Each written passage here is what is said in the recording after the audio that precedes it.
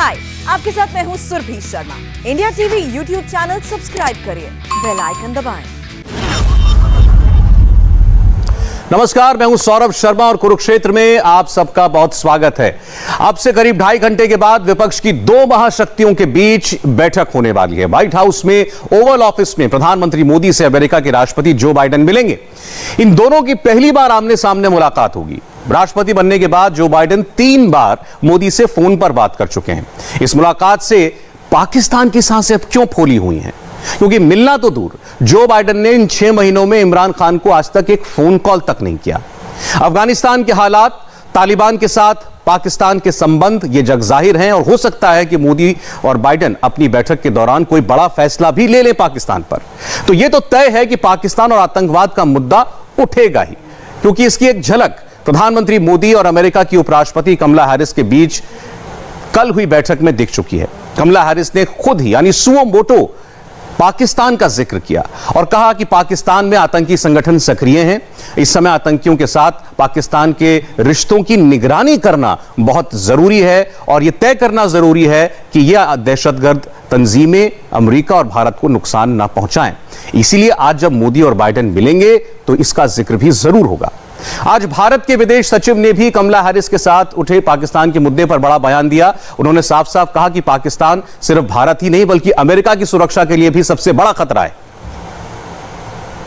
When the issue of terrorism came up, the Vice President suo moto referred to Pakistan's role in that regard. She said that there were terror groups that were working there. She asked Pakistan to take action so that these groups do not impact on US security and that of India.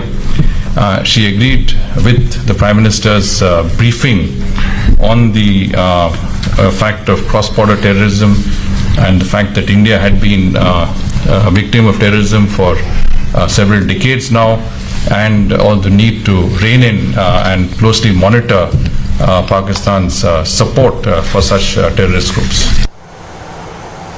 तो America की उपराष्ट्रपति जब खुलकर यह कह रही हैं कि पाकिस्तान के अंदर दहशतगर्द पाले जाते हैं और वो भारत और अमेरिका के लिए खतरा हैं, तो आज मोदी और बाइडेन क्या पाकिस्तान पर कोई बड़ा फैसला लेंगे?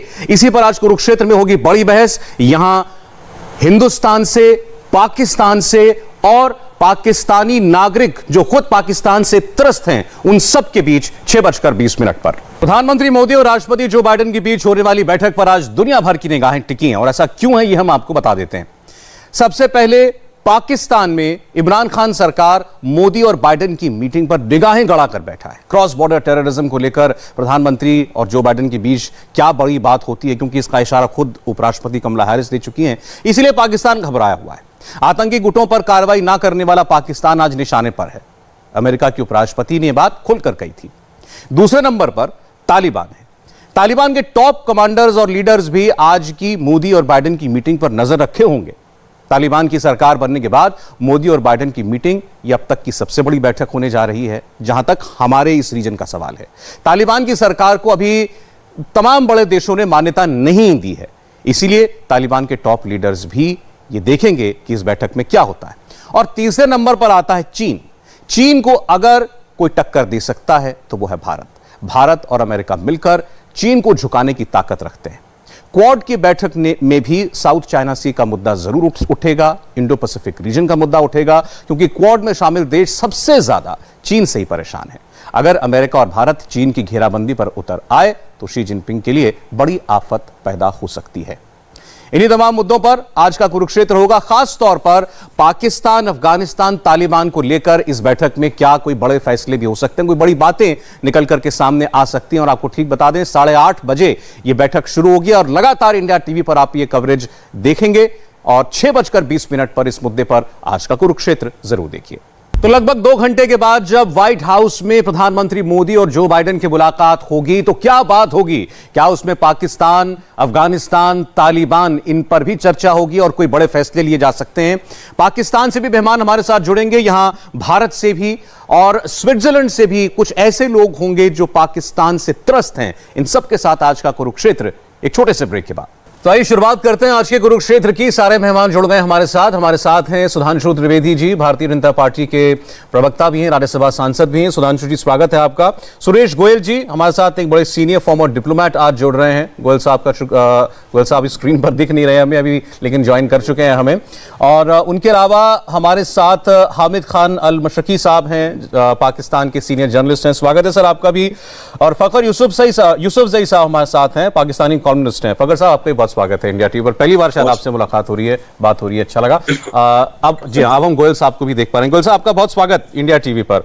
जैसा कि सब जानते हैं, अब से तकरीबन 2 घंटे के बाद प्रधानमंत्री मोदी और अमेरिकी राष्ट्रपति जो बाइडेन के बीच व्हाइट हाउस से मुलाकात होगी और आमने सामने बैठकर यह पहली मुलाकात है। हालांकि दोनों के बीच पहले कई बार बातचीत हो चुकी है फोन के ऊपर और वर्चुअली भी। और आज ही इंसिडेंटली पाकिस्तान के जो प्रधानमंत्री इमरान खान, उनको भी यूएन जनरल असेंबली में अपना खिताब करना है, उनको बोलना है। और गलत नहीं तो आज शायद रात 2 बजे के करीब वो भी अपनी बात कहेंगे। हालांकि वो वर्चुअली बात कहेंगे, वो वहां न्यूयॉर्क में मौजूद नहीं, उन्होंने अपना रिप्रेजेंटेटिव अपने देश की तरफ से वहां पर भेजा हुआ है। लेकिन जो बात कमला हैरिस से प्रधानमंत्री मोदी की मुलाकात के बाद निकल करके आई, जिसे कोट किया भारत के फॉरेन सेक्रेटरी ने सुधांशु त्रिवेदी जी, उससे ऐसा लगता है कि अगर उपराष्ट्रपति वहां की खुद ब खुद पाकिस्तान का जिक्र करें, अगर वो खुद ब खुद पाकिस्तान बेस्ड टेररिस्ट आउटफिट्स का जिक्र करें और बताएं कि ये भारत के लिए भी खतरा है, अमेरिका के लिए भी खतरा है और हमें निगाह रखनी पड़ेगी पाकिस्तान पर, तो आज जब बाइडेन साहब के साथ मुलाकात होगी तो ये मामला जरूर उठेगा, इसकी उम्मीद करें। देखिए, ऐसा है, ये मानी हुई बात है कि जब टेररिज्म या आतंकवाद का मुद्दा उठता है तो अब वो जमाने चले गए जब कोई देश ये सोचे कि ये दुनिया के किसी एक इलाके में हो रहा है तो हमसे कोई मतलब नहीं है। आपने देखा कि 9/11 के बाद पूरी दुनिया की इस बारे में धारणा बदल चुकी है, विचार बदल चुका है और अब कहीं से रहकर भी दुनिया में कहीं पर भी आतंकवाद हो सकता है। जो कुछ घटनाक्रम इधर अफगानिस्तान में हुआ है, भले ही पाकिस्तान को लग रहा हो कि उसे तात्कालिक रूप से या इमीडिएटली कुछ फायदा या बेहतर महसूस हो रहा हो, पर आप ये समझ लीजिए कि अफगानिस्तान में यदि अनस्टेबल गवर्नमेंट आती है और जिसके ऊपर टेररिज्म में इस ढंग से मुलव्विस पाई जाती है, उधर ईरान से अमेरिका के संबंध अच्छे नहीं हैं। पाकिस्तान में चाइना का इन्फ्लुएंस अमेरिका से ज्यादा है, ग्वादर का पोर्ट चाइना को दे ही चुके हैं। तो ऐसे में तो अमेरिका के लिए इस पर्शियन गल्फ के मुहाने पर, जहां से यूरोप और एशिया के बीच का सारा व्यापार होता है, सारा बिजनेस होता है, वहां के लिए तो बहुत चुनौती हो गई। हां, जहां तक तालिबान की बात है तो पाकिस्तान को भी एक बात समझनी होगी, उसे इस मुगालते में नहीं रहना होगा। 1980 में सोवियत रूस यहां पे आया था, जब वो अपने जलवाए जलाल पे था, उसकी ताकत पूरे शबाब पे थी, और वो 90 में किस हालात में यहां से निकला। सन 2001 में जब अमेरिका आया, अमेरिका का क्या जलवा था उस जमाने में और किस ढंग से उसको अमेरिका को वापस जाना पड़ा। तो अगर इन दोनों के साथ यह गति हुई है तो पाकिस्तान सोचे कि वो तालिबान को टैकल कर लेगा और उसको अपने हित में प्रयोग कर लेगा। याद रखें, दोनों ही उसको यूज करने के लिए आए थे। 1980 में रूस और सन 2001 में आया था अमेरिका। आए थे हीरो बनके, निकले विलेन बनके। तो जब रूस और अमेरिका की अपने शबाब के दौर में यह हालत रही, तो पाकिस्तान अगर आज ये सोचे कि वो इस ढंग से हस्तक्षेप करके कर लेगा तो इसे तो सिर्फ बहुत बड़ी खाम ख्याली कहेंगे या कहावत के हिसाब से शेख चिल्ली का सपना कह सकते हैं। जी, मैं एक मेहमान को इंट्रोड्यूस कराना भूल गया था, माफी चाहता हूं। हमारे साथ अमजद अयूब मिर्जा साहब भी जुड़ रहे हैं, जिनीवा से जुड़ रहे हैं और आप कश्मीरी एक्टिविस्ट हैं, पाक ऑक्यूपाइड कश्मीर से आते हैं। स्वागत है सर आपका इंडिया टीवी पर। लेकिन मैं अगला कॉमेंट लेना चाहता हूं गोयल साहब से। गोयल साहब, हमारा एक प्राइम कंसर्न टेररिज्म रहता है और वो भी पाक स्पॉन्सर्ड टेररिज्म। ये जो मुलाकातें हो रही हैं इस वक्त अमेरिका में, ये हो रही हैं क्वाड के सिलसिले में, तो लेकिन फिर भी आपको लगता है कि अफगानिस्तान, तालिबान, पाकिस्तान का मुद्दा वहां भी बातचीत में जरूर रहेगा? देखिए, मुद्दा रहेगा जरूर, लेकिन हमें भी थोड़ा सा बड़ा एक रियलिस्ट होकर के सोचना होगा कि इस बातचीत जो पहली बार फेस टू फेस एक मीटिंग हो रही है, कि हमारी प्रायोरिटीज क्या है, प्राथमिकताएं क्या है, हमें क्या चाहिए यूएसए से और यूएसए के जो बाकी जो अलायंसेस हैं उनसे क्या चाहिए और हम उसके बदले में क्या दे सकते हैं। मैं देखिए बड़ा बिल्कुल पाक साफ होकर के कह रहा हूं कि जब इस तरह की बातचीत होती है तो सबको मालूम है कि किसके पास क्या है और क्या नहीं है। हमारी दिक्कतें हैं हमारे जो रीजन में है, पाकिस्तान से आतंकवाद, अफगानिस्तान में जो अभी इंस्टेबिलिटी बनी है तालिबान के आने के बाद और उससे जो हमको खतरा पैदा हुआ है, जो चीन से हमको खतरा है वहां पर, ये सब हमारी समस्याएं हैं। इकोनॉमी में हमको जो इन्वेस्टमेंट चाहिए, टेक्नोलॉजी चाहिए, ये सब जानते हैं आप। तो जहां तक मैं समझता हूं कि कमला हैरिस के बात के बाद जहां पर कि इन्वेस्टमेंट, एजुकेशन और आतंकवाद के बारे में बात हो चुकी है, चर्चा जरूर होगी जो बाइडेन के साथ में, लेकिन मेरे ख्याल में अहम मुद्दा यह रहेगा कि सिक्योरिटी के लिहाज से और भारत को आगे बढ़ने के लिहाज से क्या चाहिए और यूएसए को क्या चाहिए। अगर हम उस लिहाज से आगे बढ़ते हैं तो यूएसए की सबसे बड़ी प्रायोरिटी इस टाइम पर है इंडो पैसिफिक। इंडो पैसिफिक में जो चाइना का प्रभाव बढ़ता जा रहा है और उसके लिए क्वाड उसके लिए बहुत महत्व रखता है, ये बहुत अहम उसके लिए।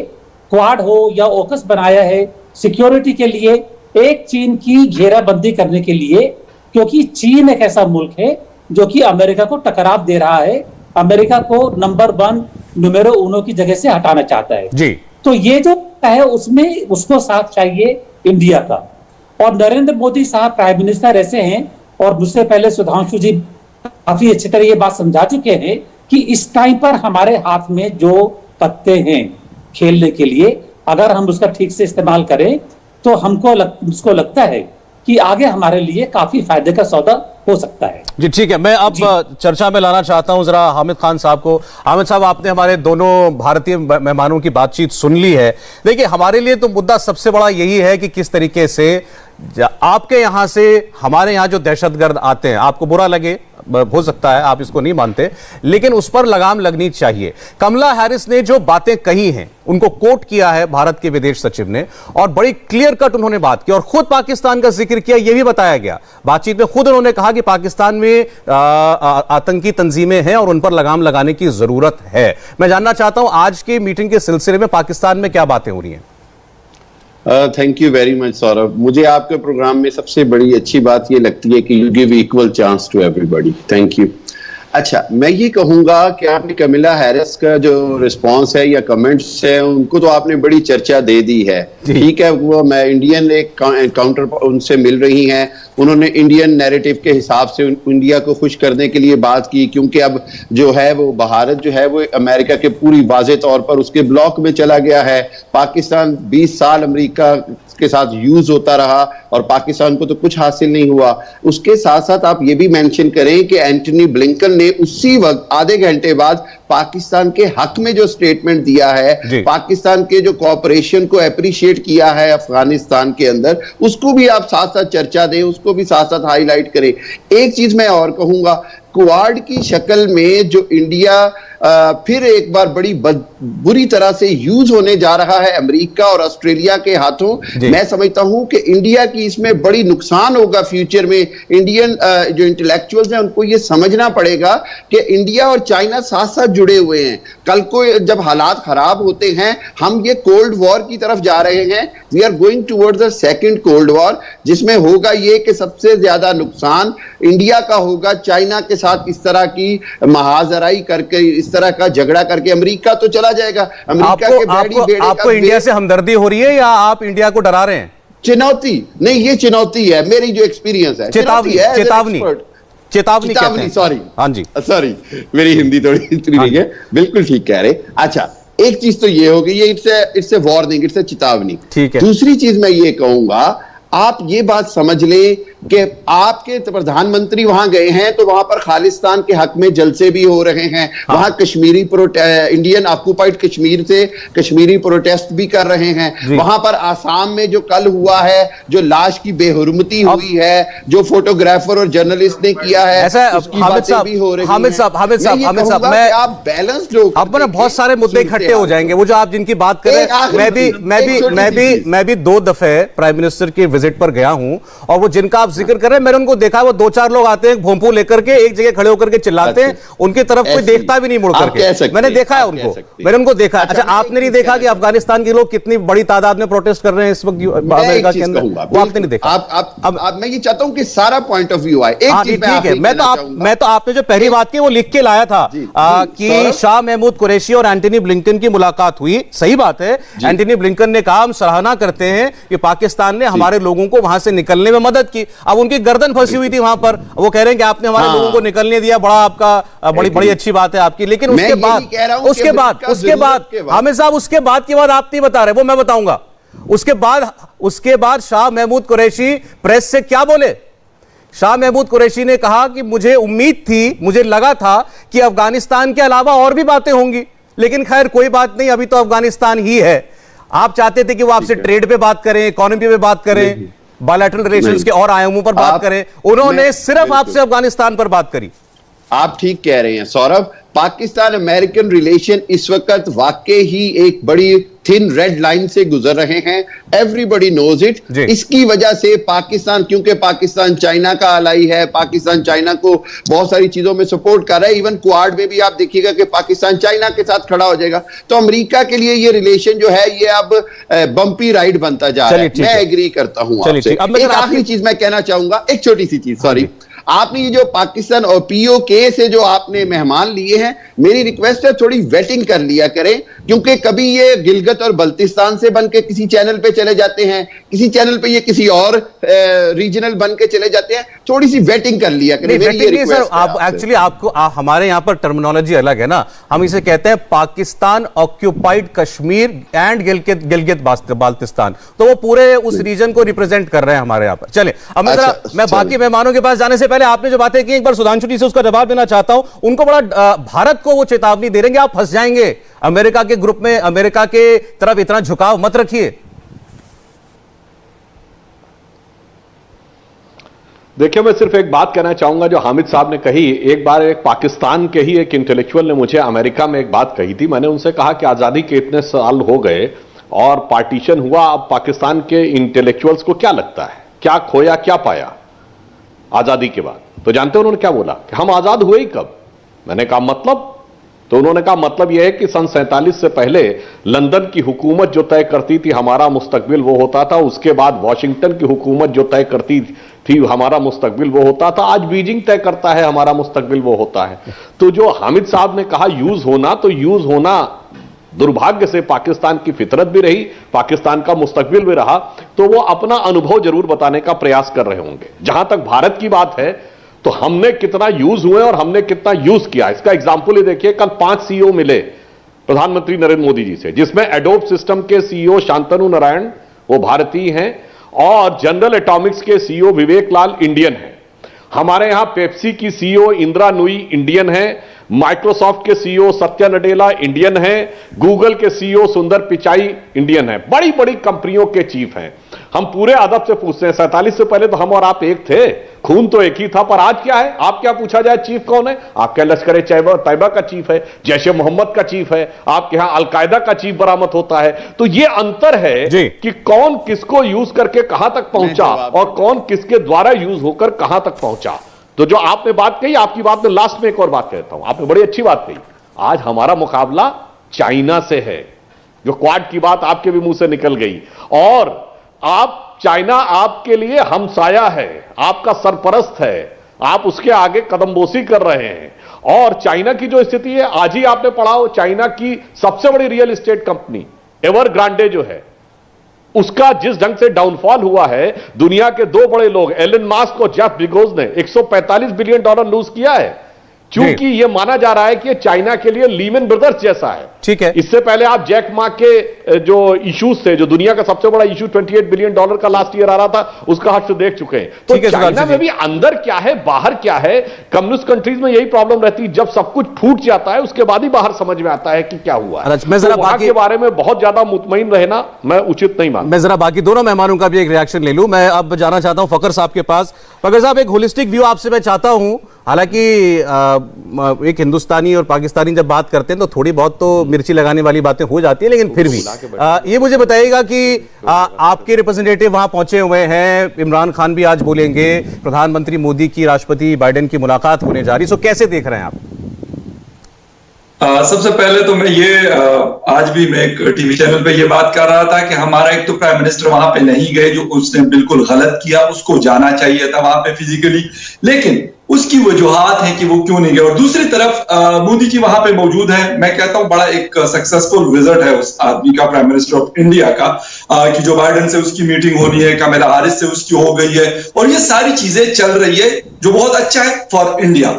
लेकिन पाकिस्तान के पॉइंट ऑफ व्यू से जब हम ये देख रहे हैं कि शाह महमूद कुरैशी तो वहां पे मौजूद है, इसके अलावा शहरियार अफरीदी वहां पे मौजूद है, जो वहां से मैनेटी स्ट्रीट से वीडियोस बनाकर और हम पाकिस्तानियों को भिजवा रहे हैं और कह रहे हैं कि यार फलां की बेटी और फलां की बेटी, तो अफसोस होता है मुझे कि भाई आप कहां पे रिप्रेजेंट, मतलब इतनी बड़ी एक जिसे कहते हैं प्लेटफॉर्म है दुनिया का माना हुआ, जहां पे दुनिया पूरी दुनिया इकट्ठी होती है, अब ऐसे लोगों को भिजवा रहे हैं कि वो क्या, मतलब किस काम के लिए वो गए हुए। वो कश्मीर अफेयर के हमारे मिनिस्टर है, लेकिन वो वहां पे बात क्या कर रहे हैं, लोगों की बेटियां ये, लोगों की बेटियां वो।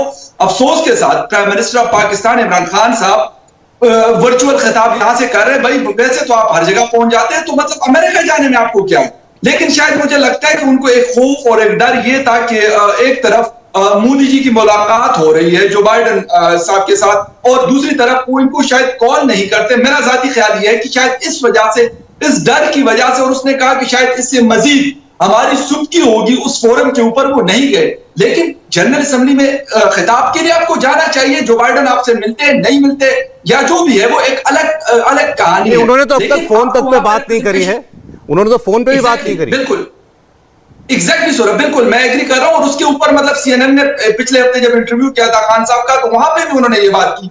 हालांकि मुझे ये नहीं समझ आ रही कि भाई आपको नहीं करते ना करे, आपकी अपनी एक सेल्फ रिस्पेक्ट होती है, उसके साथ आप बैठ जाएं।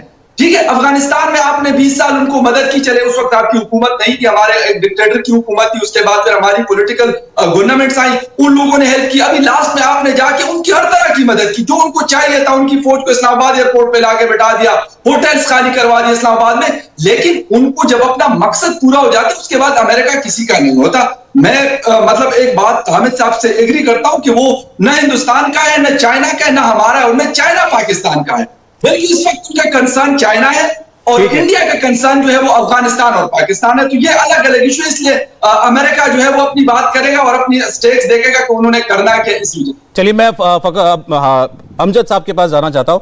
अमजद साहब, आपको लगता है जब भी ऐसी कोई बड़ी बायलैटरल विजिट्स होती हैं, खास तौर पर जहां अमेरिकी राष्ट्रपति इन्वॉल्व हो, तो उससे उम्मीदें बहुत ज्यादा बढ़ जाती हैं, खास तौर पर जब हिंदुस्तान के प्रधानमंत्री जाएं और उससे पहले जिक्र पाकिस्तान का छिड़ जाए। क्या उम्मीदें हैं आपको इस मुलाकात से? देखिए, जो प्राइम मिनिस्टर अपना प्रेसिडेंट बाइडेन की मुलाकात है, जाहिर है ये दुनिया के दो इंतहाई बड़े और अहम नेताओं की मुलाकात है, और इसमें बहुत सी चीजें डिस्कस होगी। इसमें क्लाइमेट चेंज का मसला डिस्कस होगा, इसमें जो है वो टेररिज्म का मसला डिस्कस होगा। तो अगर इमरान खान जाते हैं तो वो क्या वहां पे डिस्कस करते हैं, वो ये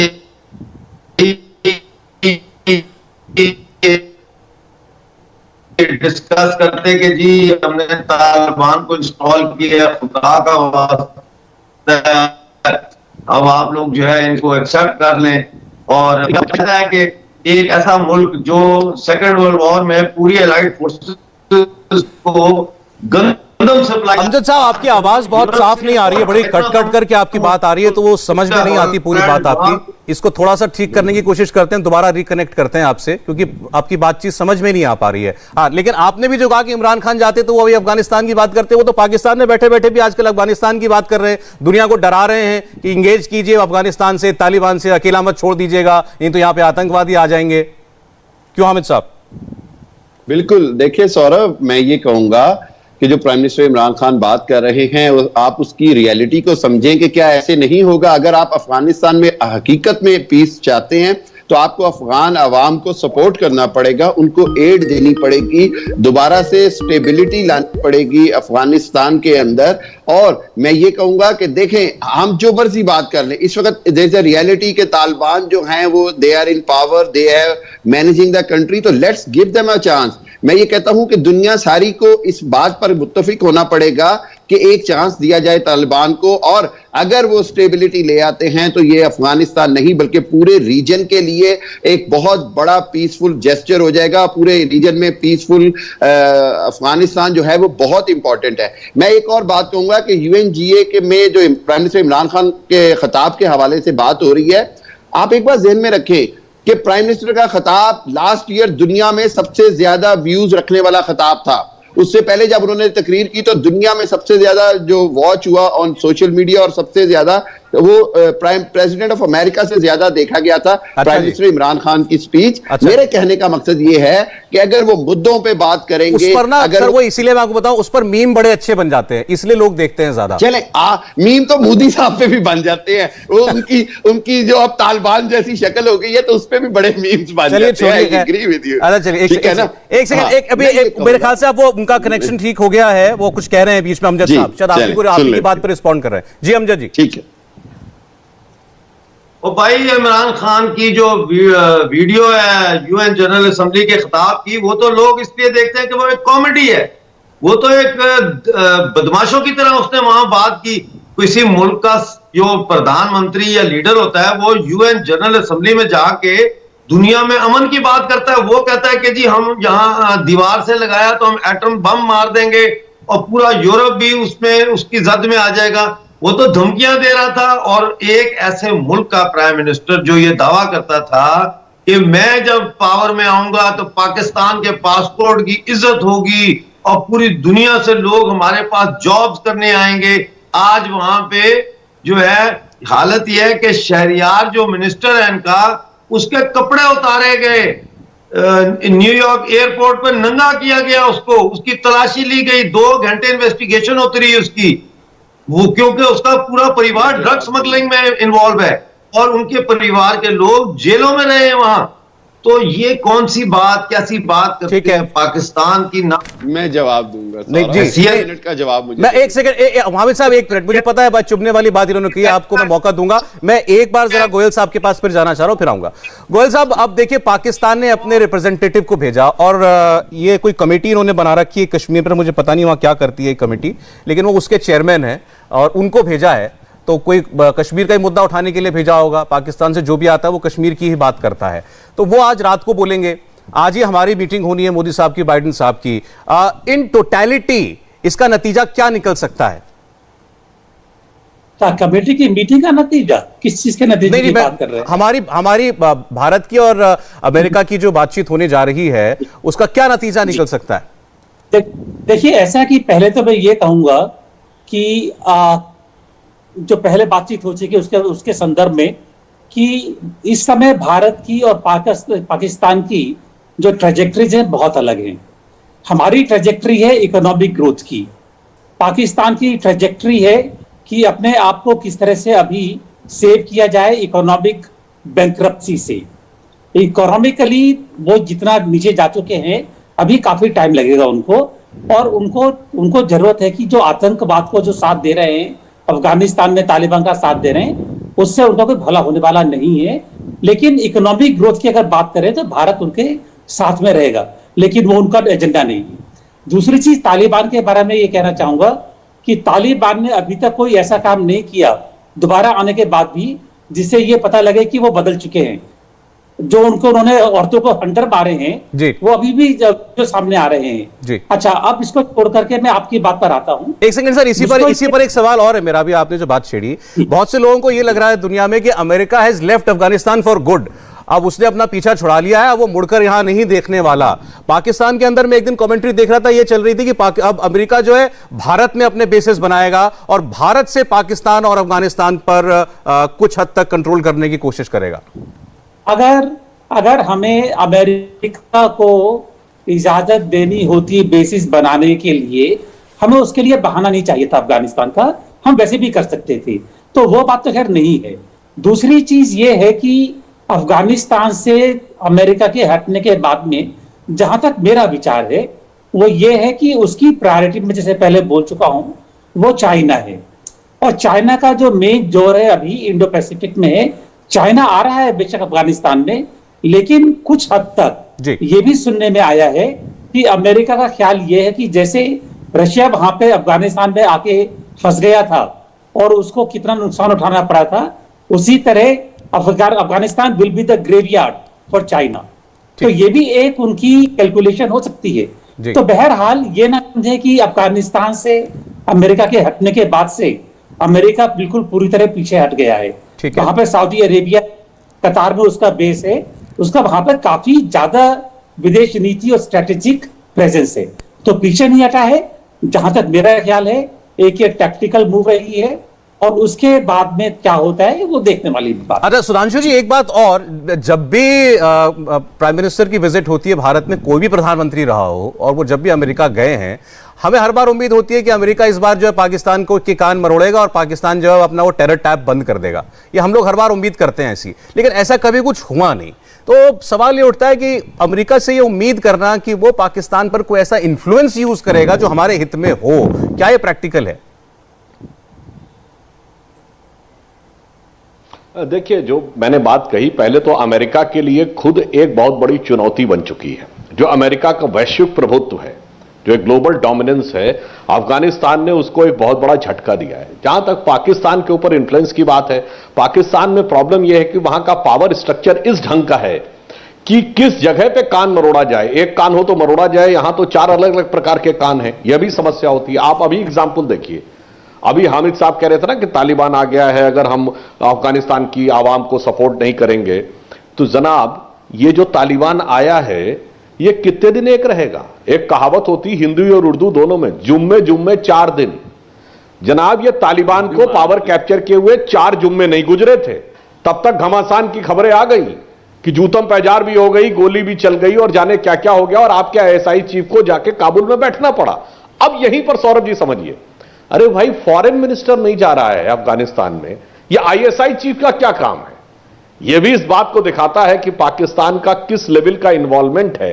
इसलिए हम यह बात कह रहे हैं कि पाकिस्तान के अंदर तो यह तय करना ही मुश्किल है कि किसके द्वारा क्या होना है। और एक बात जो गोयल साहब ने कही, देखिए कोई भी चीज जब नई वजूद में आती है तो कहते हैं ना उसके 3 स्टेजेस होती हैं, सर्वाइवल, स्टेबिलिटी एंड ग्रोथ।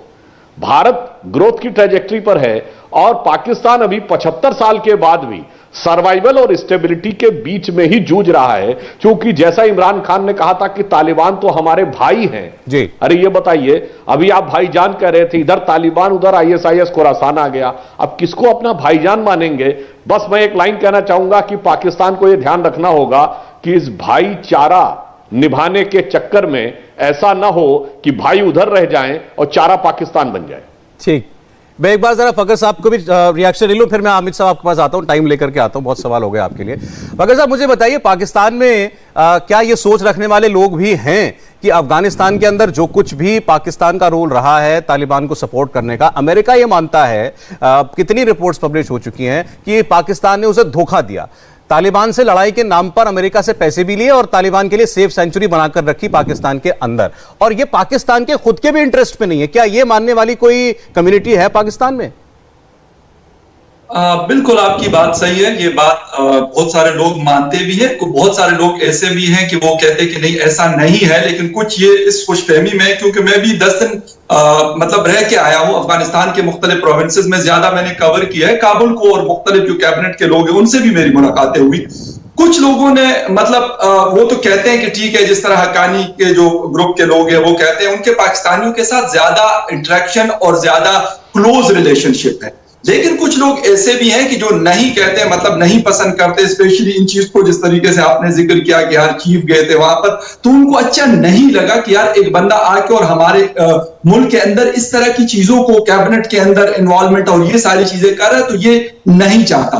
उसके अलावा पाकिस्तान के अंदर कुछ लोगों ने काफी सारी खुशियां भी मनाई कि पाकिस्तान को बहुत बड़ी फतेह मिली है अफगानिस्तान के रास्ते, लेकिन जब मेरी तालिबान लीडरशिप से बात हुई तो उन्होंने कहा कि यार कुर्बानियां हमने दी, 20 साल तक अमेरिका से हम लड़ते रहे और उसका क्रेडिट जो है वो आप लोग ले रहे हैं, या आप लोगों की कौम जो कह रही है आपके इस्टेब्लिशमेंट को दे रही है। तो इस तरह की चीजें मिक्सअप है, मैं ये कहूंगा, मैं ये नहीं कहता कि बहुत सारे लोग बहुत सारे लोग इस पाकिस्तान के अंदर भी नहीं चाहते कि यार जो तालिबान का वहां पे जिस तरह का सेटअप आया, और जो आज तुराबी साहब, मुल्ला नूरुद्दीन तुराबी का मैं एक स्टेटमेंट पढ़ रहा था, जो वहां के जस्टिस के पहले मिनिस्टर रह चुके, उन्होंने कहा कि हम उसी तरह की सजाएं देंगे जो हमने 1996 से 2001 तक दिया करते थे। तो उससे लोग घबराए हुए, पाकिस्तानी लोग भी उससे डरते हैं। मैं आपको क्लियर कट बता दूं, वाह तो बड़ी करते हैं, लेकिन जब प्रैक्टिकली उनको पता चलता है कि यार इस्लामाबाद के अंदर ऐसी चीज हो सकती है, लाहौर कराची में, तो कोई भी इसके लिए बिल्कुल तैयार नहीं है कि यार इस तरह की सजाएं या इस तरह का सिस्टम लाए। जी ठीक है। अब आप बताइए हामिद साहब, मतलब वो कहते हैं ना कि क्या स्नेक्स इन दी बैकयार्ड, तो वो कभी ना कभी तो पलट के आएगा ना। मैंने सारी बात सुनी। मैं सबसे पहले तो एक बात ये कहना चाहूंगा कि जो सौरभ आपने सवाल किया अमेरिका का पाकिस्तान को कुछ कहने के हवाले से, तो मेरा ख्याल है कि जो हमारे बीजेपी से आए हुए थे आपके रिप्रेजेंटेटिव, उन्होंने खुद ही अपनी हार तस्लीम कर ली कि अब हम अमेरिका की बात सुनने वाले नहीं और अमेरिका हमें कुछ डिक्टेट नहीं कर सकता एनी मोर। एक चीज। दूसरी बात यह है कि मैं ये कहूंगा कि अफगानिस्तान के अंदर पाकिस्तान ने जो अभी तक रोल अदा किया है उसको आप समझ नहीं पा रहे हैं। शायद पाकिस्तान ने अफगानिस्तान में सिविल वॉर होने से बचाई है, पाकिस्तान ने बहुत बड़ा ब्लड शेड होने से रोका है। पाकिस्तान का जो रोल अफगानिस्तान के अंदर है वो फायर वॉल का है। पाकिस्तान का जो रोल अफगानिस्तान में बाकी दुनिया के साथ है वो एक ब्रिज का है। पाकिस्तान ये चाहता है कि पाकिस्तान के रोल को अंडरस्टैंड करके अप्रिशिएट किया जाए और बाकी दुनिया पाकिस्तान की इस एफर्ट को अप्रिशिएट करे। आखिरी चीज में आप जबरदस्ती अप्रिशिएट कराना चाह रहे हैं। हम ये मानते हैं कि आपने तालिबान को पाला पोसा, हम ये मानते हैं आपने अलकायदा को पाला, हमने देखा ओसामा बिन लादेन कहां से निकला, आप कहते हैं अप्रिशिएट करें। ना मैं हकीकत बता रहा हूं। आप ये नहीं समझ रहे कि हमने उस मुल्क के अंदर अगर वो जो सारी प्रॉक्सीज थी इंडिया के 19 कौन से बपन रावत का, आपके जो चीफ ऑफ स्टाफ हैं बपन रावत, आप उनका एक स्टेटमेंट पढ़े। उन्होंने खुद माना कि हमारा वहां फेलियर है और पाकिस्तान की वहां सक्सेस है। जो पाकिस्तान उनको लग रहा था कि खाना जंगी हो जाएगी। मैं आपको ये कहना चाह रहा हूं, मैं ये कहना चाह रहा हूं कि आज अफगानिस्तान अगर स्टेबल हो सकता है तो सिर्फ दुनिया के कोऑपरेशन और पाकिस्तान की सपोर्ट से, वरना खुदा ना खास्ता वहां दोबारा खाना। मैं आपको ये कहना चाहता हूं, पाकिस्तान अपनी सपोर्ट हटा ले अगर, तो अपने आप सारी चीजें स्टेबल हो जाएंगी। अमजद साहब आपको जवाब देना चाह रहे थे। जी अमजद जी। पाकिस्तान ने अफगानिस्तान में ये कह रहे हैं सिविल वॉर होने से बचाया। पाकिस्तान ने बिल्कुल सिविल वॉर होने से नहीं बचाया। पाकिस्तान का रोल अफगानिस्तान में यह है कि पाकिस्तान ने अफगानिस्तान की सिटिंग डेमोक्रेट गवर्नमेंट को डिस्टेबलाइज किया, उसको इक़्तिदार से बाहर निकाला, तालिबान और दीगर दहशतगर्दों के जरिए वहां पूरे मुल्क के ऊपर कब्जा करवाया। पाकिस्तान का रोल यह है कि पाकिस्तान ने पंजशेर के अंदर जो तालिबान की जंग थी उसमें अपने SSG के कमांडो भेजकर वहां अमरुल्लाह सालेह और की फौजों के खिलाफ जंग की। पाकिस्तान का रोल यह है कि पाकिस्तान के कर्नल ने अमरुल्लाह सालेह के भाई का गला काटा, उसकी सर तन से जुदा किया। पाकिस्तान का रोल आज तक पिछले 40 साल से अफगानिस्तान की बर्बादी से भारत है। पाकिस्तान का रोल इस पूरे खित्ते में आतंकवाद से भारत है। आज आप देखेंगे कल उड़ी पाकिस्तानियों ने घुसपैठ की कोशिश की कि कैसे बातें करते हैं। अच्छा चलिए ठीक है, मेरे पास टाइम खत्म हो गया है। मैं एक काम करते हैं, आज जब इमरान खान साहब बोल लें उससे पहले जब बाइडेन साहब की और मोदी साहब की मीटिंग हो जाए, तो मैं अभी कह के आप लोगों का टाइम कल का फिर ले लेता हूं। मुझे लगता है कल हम लोग फिर और जो है बेटर तरीके से बात कर पाएंगे। तब तक पता चल जाएगा खान साहब क्या बोले। वैसे तो मैं अभी भी बता सकता हूं उनकी स्पीच में क्या क्या होगा, लेकिन फिर भी तो कल हम लोग फिर इस मुद्दे पर बात करते हैं। बहुत बहुत शुक्रिया हामिद खान अल मशरकी साहब, अमजद अयूब मिर्जा साहब और फकर यूसुफजई जी, बहुत बहुत शुक्रिया। चलिए देखने वाली बात यह है कि आज प्रधानमंत्री मोदी और बाइडेन के बीच बातचीत में तालिबान पर, पाकिस्तान में पल रहे आतंकवाद पर क्या बात होती है और क्या कोई बड़ा ऐलान, कोई बड़ा फैसले की भी बात होती है। प्रधानमंत्री मोदी और जो बाइडेन की मुलाकात पर इंडिया टीवी की ये बड़ी कवरेज आप लगातार देखते रहिएगा। अब से थोड़ी देर के बाद शाम 7:30 बजे से नॉन स्टॉप हम सिर्फ 1 मिनट के ब्रेक के बाद फिलहाल लौटेंगे तो समीप राजगुरु के साथ देखिए क्रिकेट धमाका, जहां आज मुकाबला है महेंद्र सिंह धोनी बनाम विराट कोहली का।